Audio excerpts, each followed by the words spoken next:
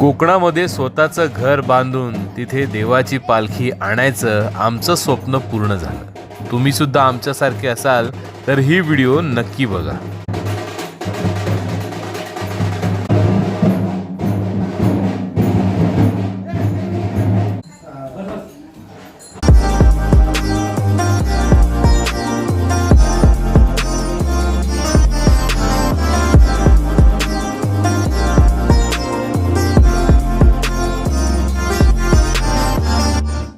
तर मंडळी, गेल्या भागात आपण आमच्या लांजातल्या घरामध्ये जी आम्ही शिमग्याच्या पालखीसाठी तयारी केली ते पाहिलं, आणि आजच्या भागामध्ये आपण आपल्या घरी शिमग्याची पालखी येताना पाहणार आहोत। हा व्हिडिओ संपूर्ण बघा, तुम्हाला नक्की आवडेल।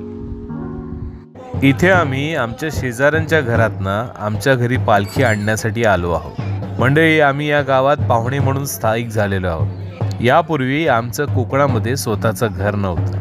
व्हिडिओच्या सुरुवातीला जे घर पाहिलं तुम्ही ते बांधून 4 वर्ष झालेली आहेत, आणि आता हे आमचं घरामध्ये पालखी येण्याचं 4थं वर्ष आहे। या सर्वांची जाणीव आमच्या शेजाऱ्यांकडे असल्यामुळे ते नेहमी आम्हाला सावरून घेतात। संपूर्ण गावच आम्हाला नेहमी सावरून घेतं। त्यामुळे त्यांच्या घरातनं 4 पावलं पुढे चल, 4 पावलं पुढे चल असं म्हणत म्हणत त्यांनी अर्ध्यापेक्षा जास्त वाट जी काळोखाची होती ती पार करून शेवटी मला पालखी दिली।